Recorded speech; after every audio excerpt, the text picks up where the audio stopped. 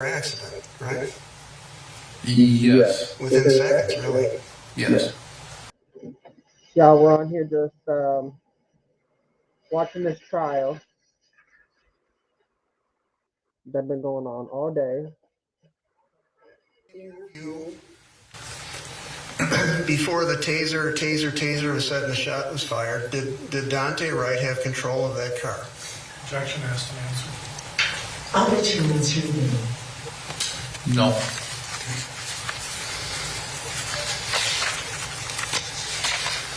Okay, just a moment. Yes.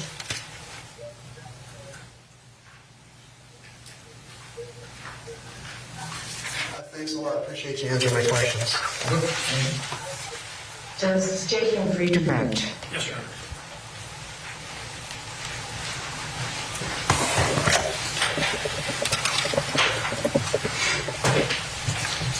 Thank you, Your Honor.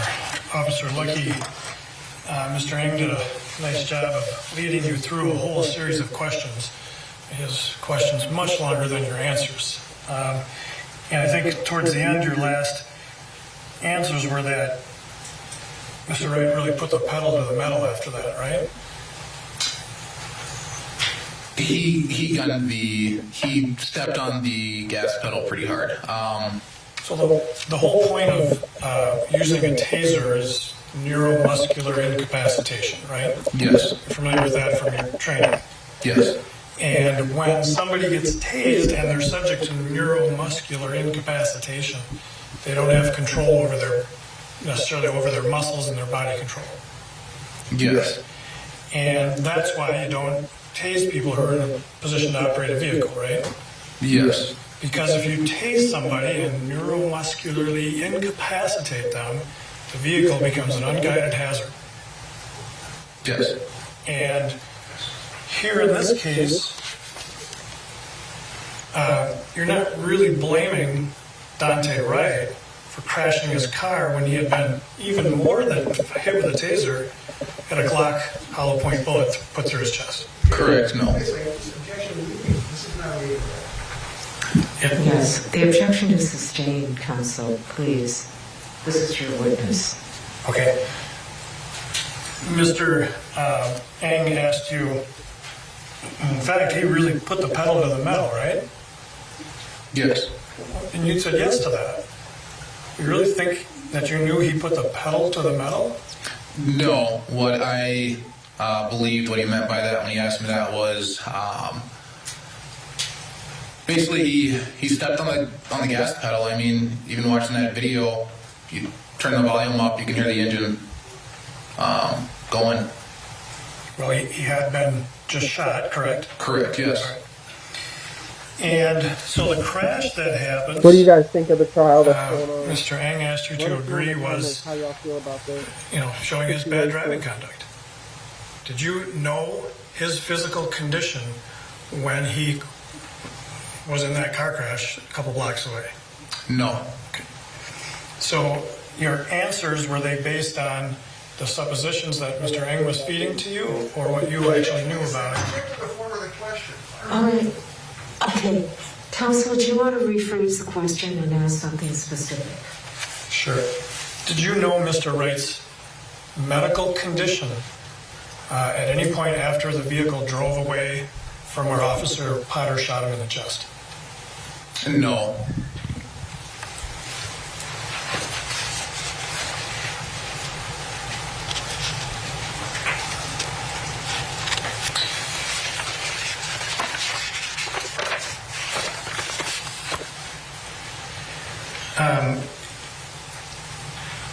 Did you feel like that day when you were acting on a hunch you were doing good police work? Yes. And that was important to your career as a police officer? Yes, that's what I signed up for. Yep. And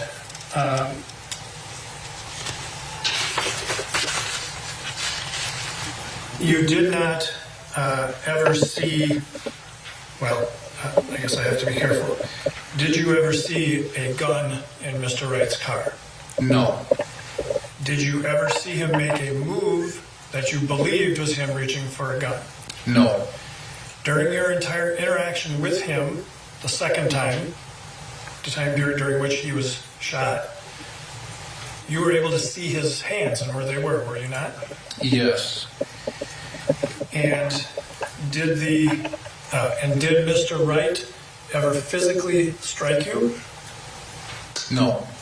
Did the passenger ever make any threatening moves towards you? No. Did you know at the time that Sergeant Johnson was restraining Mr. Wright from the passenger side? Yes. And did you know at the time that, were you holding on to Mr. Wright physically with your right hand? At the same time? Yes. I believe so. I think at one point when I was, Sergeant Johnson had his right hand on the gear shift, and I think he was also grabbing Mr. Wright with his left hand, but I can't recall what that he was doing. But that's what you thought was happening at the time. Yes, when I was glancing over, yeah. And this,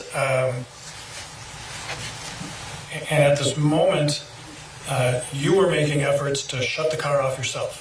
At one point, yes. Because you thought did you think Mr. Wright was trying to to put the car in gear and drive away? Yes. And so the decision you made at that time was to stay hands-on with him and try to stop him from driving the car that way. Yes. There were, how many squad cars were parked behind Mr. Wright's car at the time? There would have been 2, mine plus Sergeant Johnson's. And how many police officers were there at the scene with Mr. Wright at the time of the second confrontation? 3. And the other 2 officers were both, how many years of experience did each of those officers have, do you think? The objection is sustained. So you were,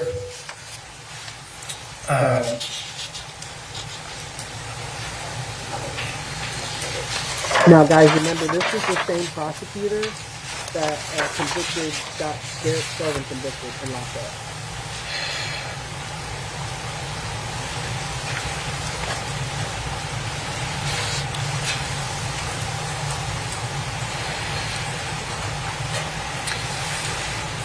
Mr. Ng asked you if you had to arrest him because of the warrant. And I think you said you did. I don't dispute that. But as a police officer, do you have discretion over the amount of force you use to accomplish an arrest? Yes. And the amount of force that you chose to use was placing your hands on Mr. Wright and trying to pull him out of the vehicle and shut the car off.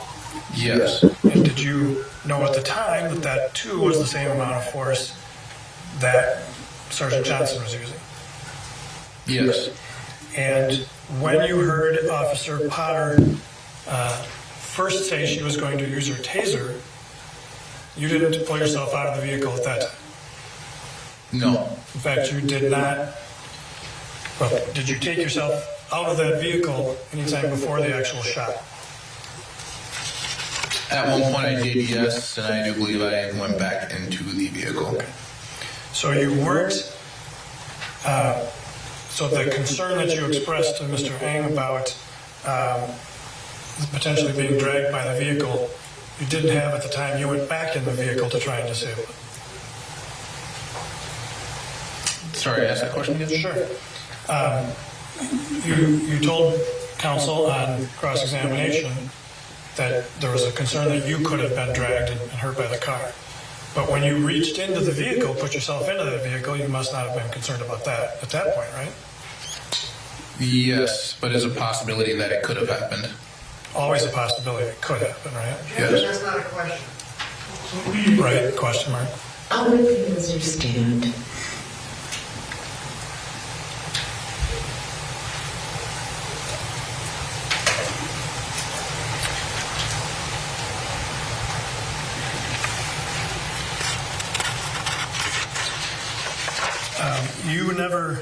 Did you ever see Mr. Wright turn on the ignition to the vehicle? No. Did you ever see him, and through any of your interaction with him, see him turn off the vehicle? No.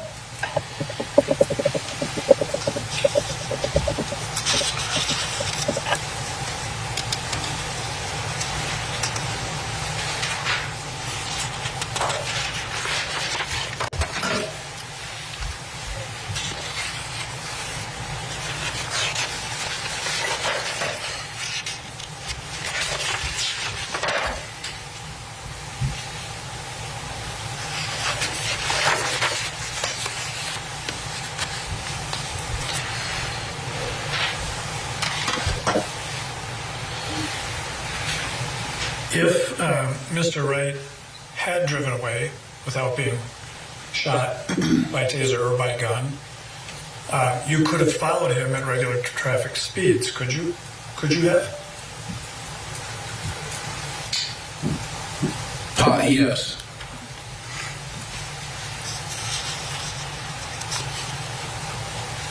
I think you indicated that marijuana is a felony, isn't actually a small amount of marijuana, a petty misdemeanor, right?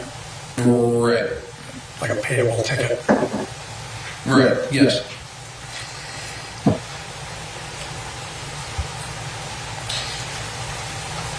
So you had told counsel that it's a high crime area.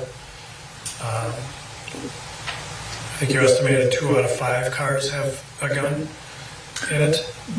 Not an exact number, but just my experience working with guys on the street. It's yes. The only gun you saw that day was the one that Officer Potter drew and shot Mr. Wright. The objection is sustained. Did you see any other gun than the one that Officer Potter used to shoot Mr. Wright? Same objection. This is beyond the scope. The objection is overruled. You may answer. No. I have nothing further to add. Is there anything for the cross? No. Okay.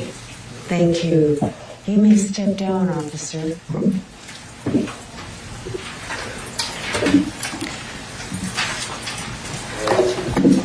Okay, members of the jury, I'm going to excuse you for the day, and we'll start up this time promptly at 9 o'clock. Okay, so have a wonderful evening.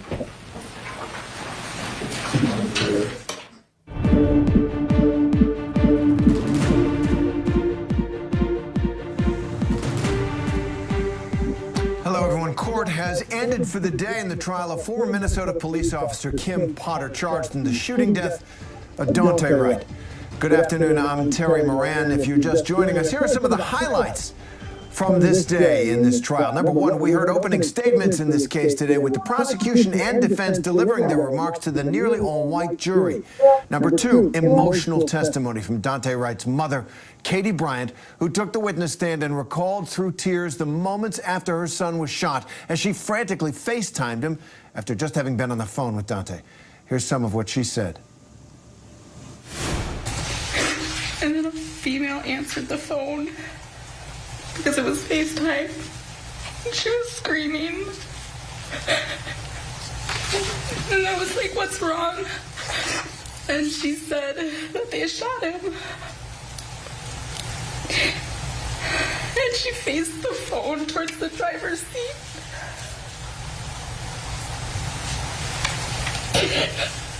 And my son was laying there. He was unresponsive and he looked dead. And then I heard somebody say, hang up the phone again. And it disconnected again. Dante Wright's mother, Katie Bryant. Number three in the highlights today. A second witness was called to the witness stand. Officer Anthony Lucky, he was training that day with former Officer Kim Potter when they pulled Dante Wright over for an air freshener hanging from his rearview mirror and expired tags.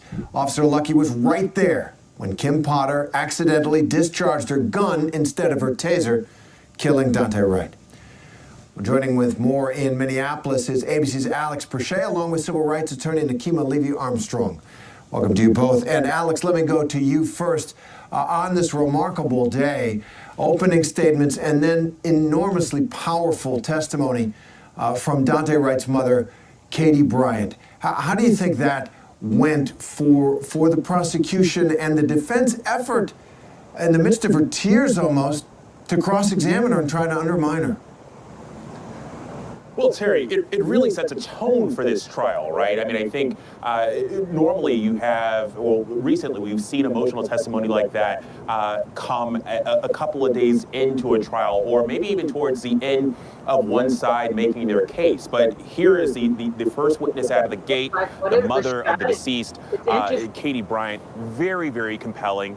And look, I mean, she has a very unique vantage point because, number one, yes, she is Dante Wright's mom, but she actually talked to him during this traffic stop and witnessed portions of it, right? And so hearing her talk about her son being pulled over and him using the Facebook app to call her and having that conversation before officers come up on the car. You were having this discussion earlier during a break, and it reminded me a little bit of some of these talks that well, it's called having the talk. Oftentimes in families, black families, where you talk about interactions with law enforcement, and so that seemed to be something that they'd certainly had in the past. They were having that conversation as police officers were basically approaching the car, him getting guidance from his mom, then hearing the phone being put up on the dash, the call disconnecting, her trying to get in contact again. The next time she actually is able to reach someone, it's a FaceTime. It's the woman who's in the passenger seat who then tells her that her son has been shot. And then her subsequent journey trying to figure out just where they were. And you juxtapose that with the body camera footage, and you see that interaction, and I mean, it's something that really sticks with you. And you brought up the cross-examination.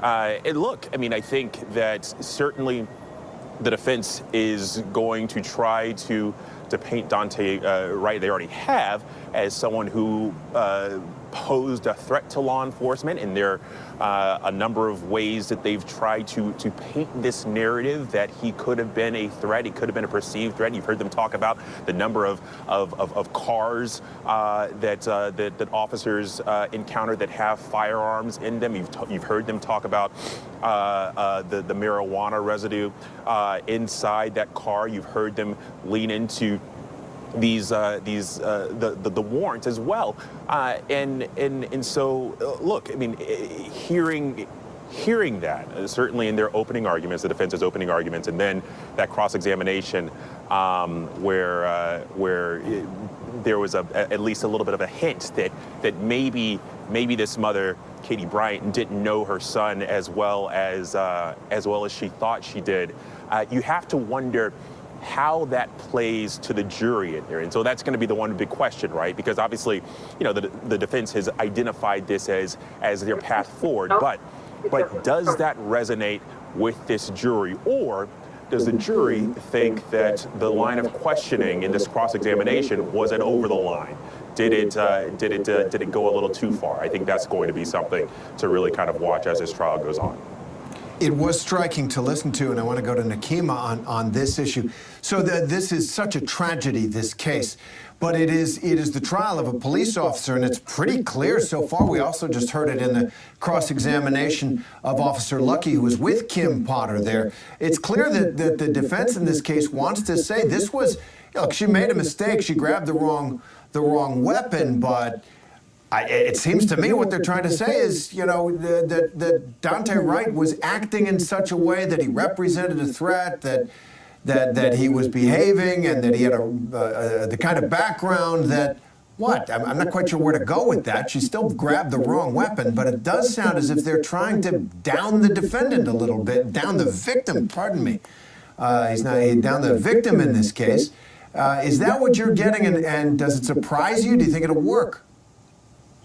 That's absolutely what I'm getting, and it's not surprising because if you recall, they did the same thing when George Floyd was killed. They tried to make him responsible for his own death. When the reality is that police are initiating these types of incidences. How do you pull someone over that is driving down the street, minding their own business because they have an air freshener hanging on their mirror? And then you check and see, oh, they have expired tabs. And we're in the midst of a pandemic. So why was that a priority when we are in a community where we have had to contend with much more crime and shootings, because of the pandemic and the aftermath of George Floyd being killed? And that was a question that we asked the next day when we were meeting with the mayor and the chief of police about why they racially profiled Dante Wright to begin with. So we have to look at the full context of the situation and understand that Dante Wright should have been able to continue driving down the street, minding his own business, but because he was driving while Black, we saw that ultimately this resulted in a loss of life. And in this situation, we cannot just ignore Kim Potter's behavior. She escalated the situation. She used the wrong weapon, whether it was an accident or not. As a 26-year veteran of the police department, she has to be held to a higher standard. We cannot have police officers engaging in reckless conduct, causing the life of civilians, and then not being held accountable. That's what's wrong with the system of policing in this country. And that is really what this case is about. It's why it has drawn nationwide interest, because it is such a shocking incident in that context. Thank you, Nakima, for that. Let me go back to Alex on what's going on in that courtroom. Tell us a little bit about this jury, the jurors who will decide this case, and what you're hearing from reporters, who have access inside the courtroom. Well, Terry, we talked about the jury makeup here on this case. So the 14, including the two alternates, we've got 7 men, 7 women, and the vast majority of them white. We've got 1 Black woman and 2 women of Asian descent. But the readout from today has been a jury that's been very, very engaged, and I will say, in particular, towards the end of testimony today with Officer Anthony Lucky, you saw the redirect and a series of objections from the defense that's going back and forth. At one point, it clearly kind of frustrated the prosecution, and that was something, you could see jurors' eyes going back and forth, reading the room there. Something else that was interesting is, at least according to these pool notes, we never saw Officer Lucky look in the direction of Kim Potter, which again is something, you can kind of glean from that what you will, but from taking the stand to walking out of the courtroom, that was something that the pooler noted that he never looked in her direction. You can understand why. He was, first, that's a very difficult position for anyone to be in, but she almost killed him. He said that a projectile, likely the shell casing from the right side of the gun, grazed his cheek. He was in a very, very bad position when she pulled the wrong weapon and killed Dante Wright with it. It could just as easily have been Officer Stuckey. And Nakima, let me ask you, as we discuss the nature of this community and the jury pool, the trials of police officers, historically in our country, juries have given a great leeway to the conduct of police officers. We're having a rethinking of that in this country, perhaps. But do you think that plays a role, that juries in general, partly based on the arguments of defense lawyers for police officers, are told these are men and women who go out, serve in dangerous conditions for our community, basically cut them some slack. That's worked in the past. Do you expect to hear it here? Is that sort of what we're hearing? And do you think times have changed on that kind of defense? I do believe that that's what we're hearing from the defense in terms of essentially trying to get the jury to cut Kim Potter some slack. And he's trying to insinuate that Dante Wright was perhaps a dangerous individual. There was the residue of marijuana in the car and in the air, and there was no car insurance. It wasn't registered in his name. All of these things are being used to insinuate that deadly force was allowed in this situation, or even the use of a taser, when we know that at the end of the day, this was a 20-year-old kid who was also a father, who was also a son, and who was speaking respectfully to the officer at the time, although he never should have been pulled over in the first place for having an air freshener hanging on his mirror. And so it's unclear in terms of how the jury will view this information. I think that in Hennepin County, particularly white residents here, tend to give police officers the benefit of the doubt.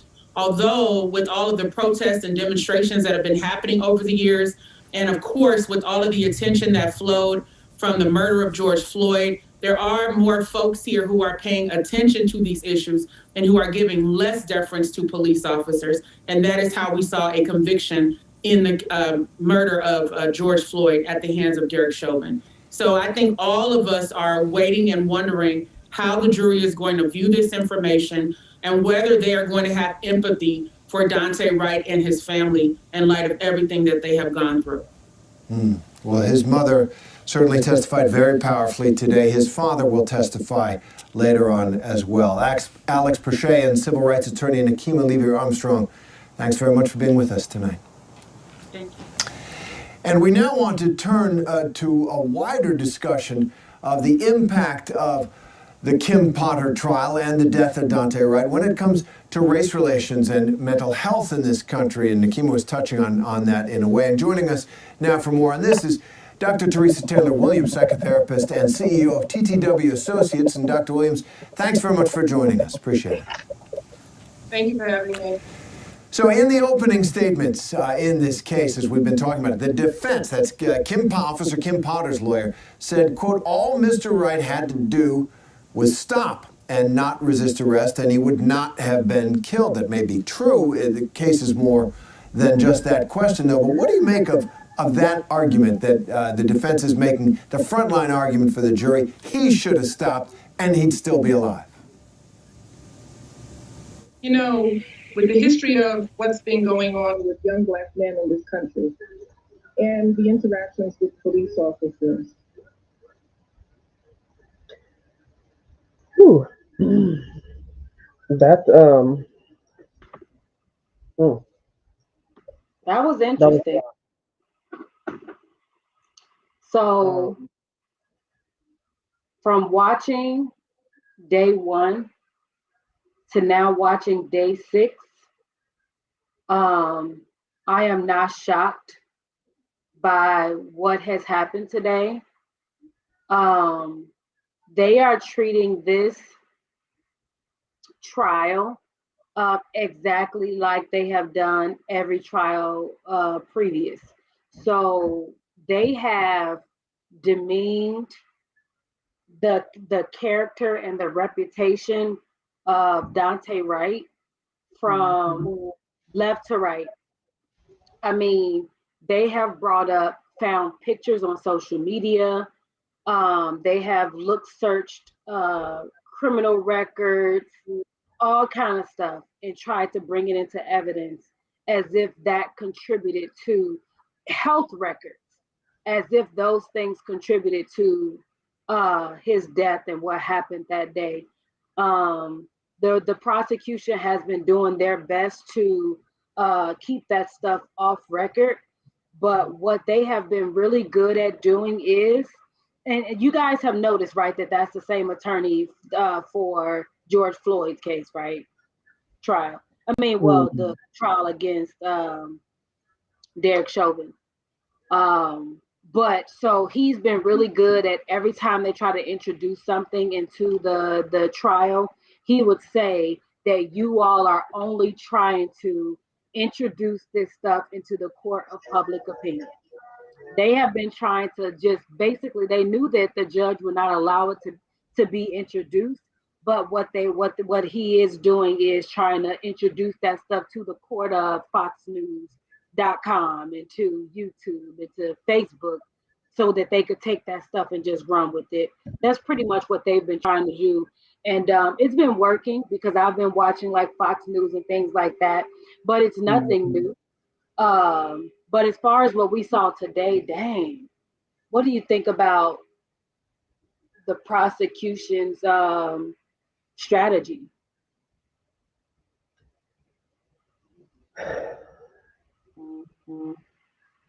You know, I kind of trust this prosecutor a little bit because of how he was during the Derek Chauvin trial.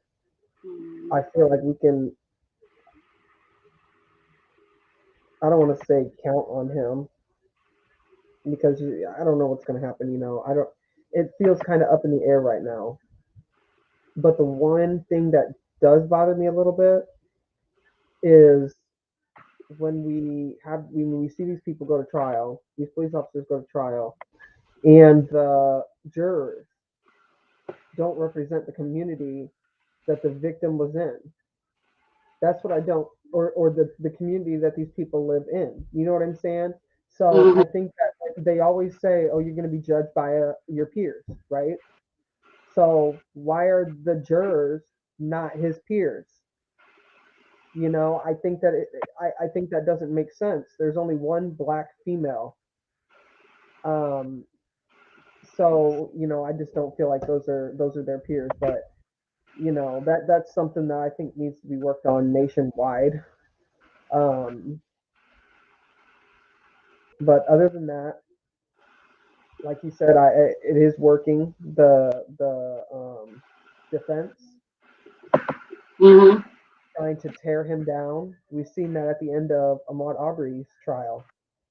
You know, trying to tear him down as a black man, and make him look bad by saying his toenails were dirty. Like that justifies his death. What does that have to do with anything? I don't think that any of his past, Dante's past, or what he done in the past should none of that constitutes him being shot and killed. And whether or not it was a mistake or she decided she wanted to, you know, get early pension or whatever it may be, retire early, um, she needs to be held accountable. You know, police officers need to be held accountable and they need to see that they will be held accountable for their actions. And I think that if we continue prosecuting officers who do things that are against outside of their outside what they should be doing, you know, outside of the use of force, um, you know, because I don't think what happened. I think they well obviously she jumped forward to the most, you know, the strongest use of force there is, which is shooting to kill.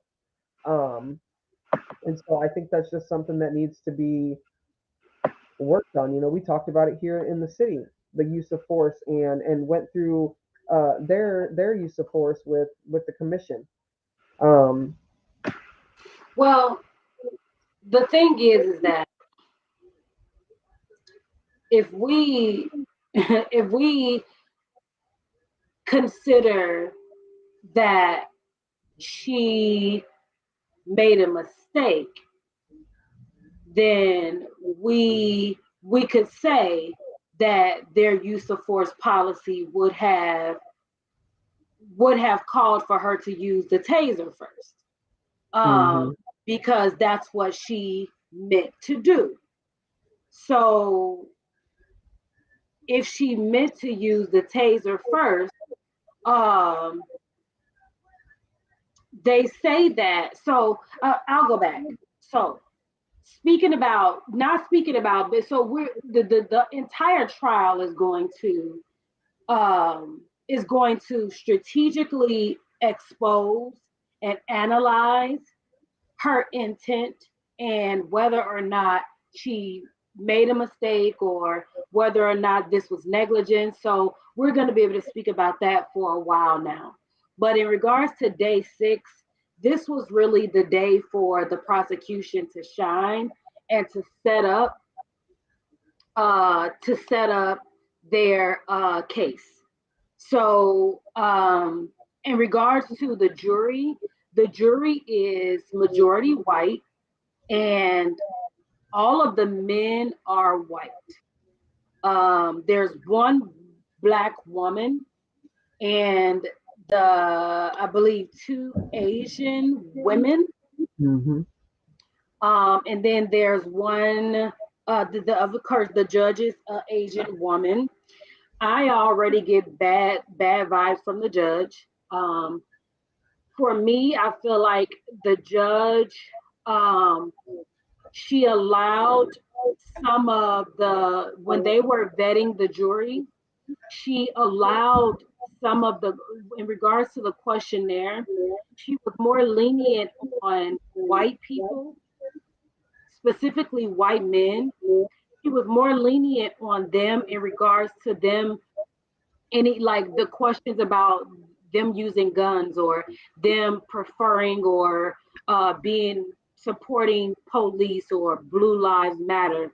She was more lenient when they expressed their support that way, as opposed to when a person of color supported like a protest or they supported Black Lives Matter. Anytime somebody supported Black Lives Matter or protest, they were gotten rid of. Mm-hmm. And I feel like there should have been more grace given in that direction when we know that there are fewer people of color who would naturally be on a jury. And so I'm already looking at her a little bit sideways already. And so we know in this country also, how a lot of our Asian population have a degree of anti-blackness, just being honest. And so we can start there. But then in regards to this case, uh, I do have a degree of trust for the attorneys, but I don't know if it's going to fare well or not for us to have two of the exact same attorneys from the George Floyd case. I don't know if that's going to automatically bode well for the Mm-hmm. jury, because I already know the jury are familiar with this attorney. And so I don't know if they're automatically going to think Black Lives Matter protest when they see uh this attorney. So we'll see how that works out when it comes to having six white men on the jury. But in regards to their the strategy, I like it. They're starting with a spark of life, what they call a spark of life. They're starting with that in the strongest way that you can. So they're starting Mm-hmm. with the mom, and there's Yeah. no one better than the mom to give the spark of life, to humanize Dante and give us, who he was as a person, and really give us, on that day, he spoke to her. I think he was with her. He had just left her house, Mm-hmm. Yeah. and then Yeah. he spoke to her the car ride over, and like pretty much throughout that entire ordeal. Mm-hmm. And so I didn't get a chance to see the mom's testimony. I'm going to go back and watch it after this. It I was don't want to powerful. really traumatize myself, but in Yeah. order to this was Alicia's idea for us to traumatize ourselves, but in order to watch this with you all, I'll do it. I'll watch the case You just to. know, it gets hard. It really does. Because you see the same types of things over and over again. And watching the mom's testimony earlier today, I was just, it was like I couldn't move. I couldn't move at all. It was like, it was so sad. It made me think of my kids and what I would do in that situation. And I felt her pain. Like I couldn't swallow. It was hard to swallow. It was like I wanted to scream or something, seeing her testimony because I don't know what I would do. And, that just, the pain, you could see the pain. You could see the pain in everything she said. You could see the love when she spoke about him and who he was. And it was just very, very powerful. It was very powerful. But, it does get hard. It does get hard to watch this stuff over and over again. And I think, this is also something that we're gonna have to talk about as a community because we're being traumatized daily. Daily we are being traumatized. And people might not think that affects you, but it does. It has an effect on everyone Oh, who, is affected by police brutality, and police killings. So, Yeah. you know, I I mean, don't know what to the thing is that um reading the comments, man, it's like um and I'm crazy. I already know because I go to Fox News and I sit in those comments. And sometimes, I be talking my stuff in there with these people, already knowing that they are upside down, crazy, lunatic. say. They are the most racist people, never changing their mind type of, folks that you will ever meet. You know what I'm saying? And so, the things that I see in those comments is just amazingly racist and ridiculous. But I really do it all in the name of informing myself, and not just informing myself with people who agree with me, but also informing myself of opposing opinions. Yeah. And so that's why I sometimes swap between the two. But you all can always go back, and if you catch anything, give us a share your opinion with us. Tomorrow, day 7, I'm sure that we'll see the prosecution continue to lay out their case, and I'm sure it's going to be, more emotional, more traumatic. But I think that it's important for us to, stay aware. We never know when things are going to approach our front or back doors, and in what way it's going to approach and how close it's going to get. And so I think that being aware and being knowledgeable is really important.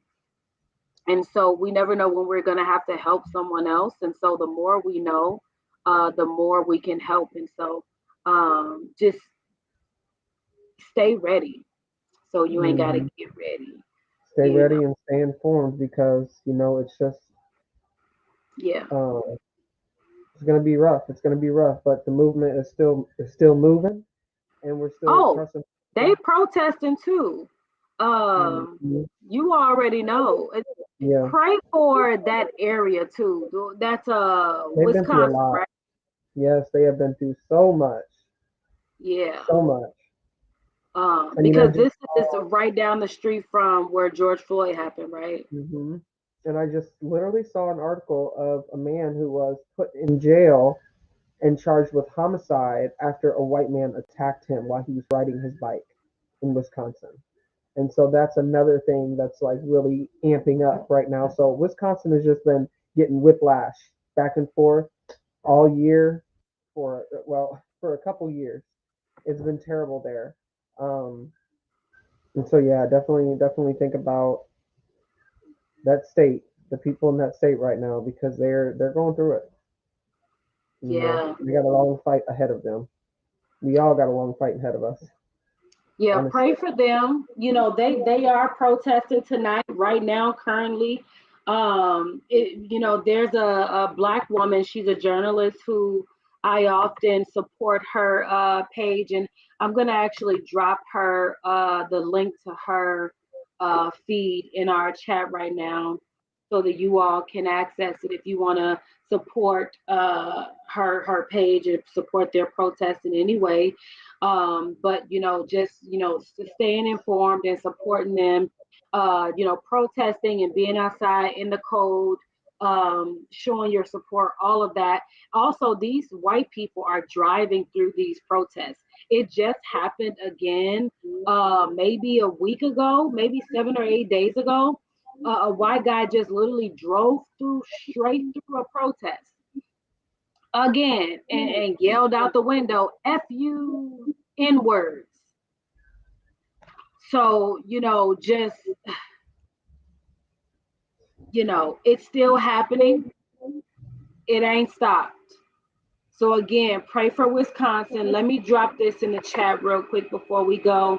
But thank you guys for watching. Like this feed and share it.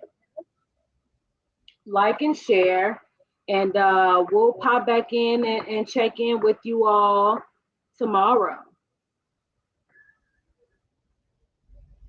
All right, y'all. Have a good night.